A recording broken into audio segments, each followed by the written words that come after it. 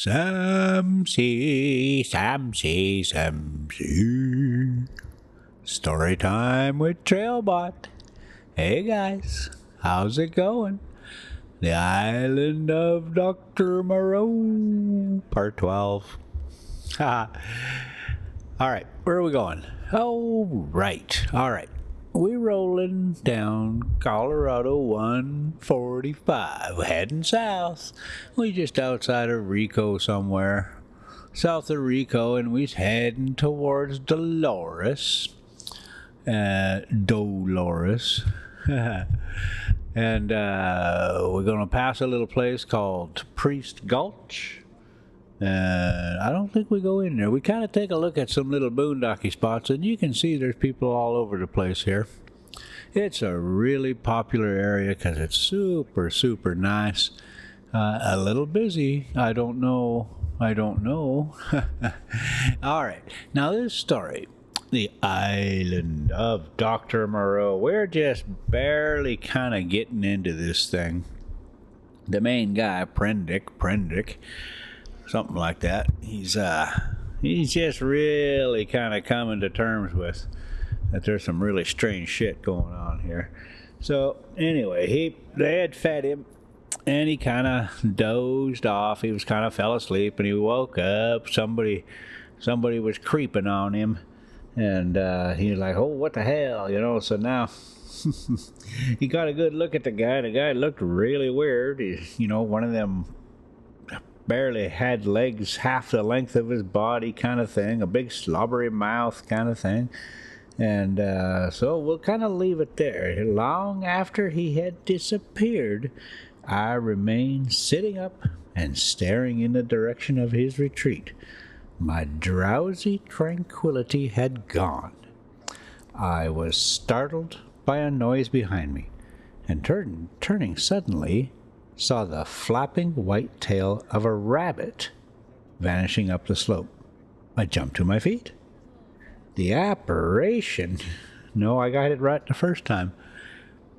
The apparition of this grotesque, half-bestial creature had suddenly populated the stillness of the afternoon for me. I looked around me rather nervously and regretted that I was unarmed.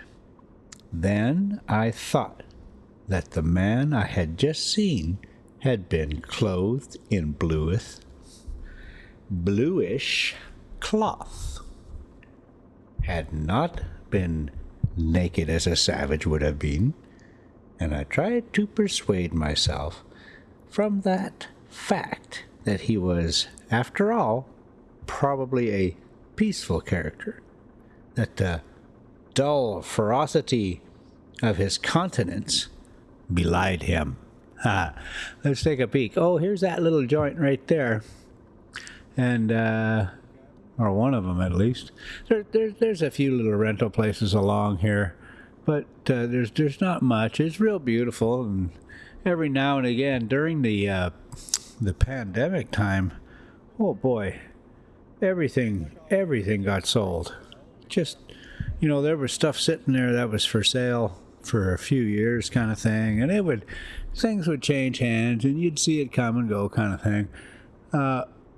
But some of them sat there, but holy cow, during that pandemic, this area here really had a surge. So I wonder where they're at now. All right. Oh boy, I went and took my finger off my spot, as you would have expected, hey? Oh, yet I was greatly disturbed at the apparition. I walked to the left along the slope, turning my head about and peering this way and that among the straight stems of the trees. Why should a man go on all fours and drink with his lips? Presently, I heard an animal wailing again, and taking it to be the puma, I turned about and walked in a direction diametrically opposite to the sound. This led me down to the stream, across which I stepped and pushed my way up through the undergrowth beyond. I was startled by a great patch a vivid, oh boy, this is not good. I saw this one coming. All right. I was startled by a great patch of vivid scarlet on the ground, and going up to it, found it to be a peculiar fungus, branched and corrugated like a foliaceous lichen. I don't know about that foliaceous. Folia Celsius. Felciolocracius thingy. Lichen. But, oh my word. Oh boy, oh boy, oh boy. Here, let's try this one here. Let's put them all together. A peculiar fungus, branched and corrugated like a Felciolocracius lichen, but coagulating into slime at the touch. Now let's decode it. Okay, it's fallacious and deliquescing.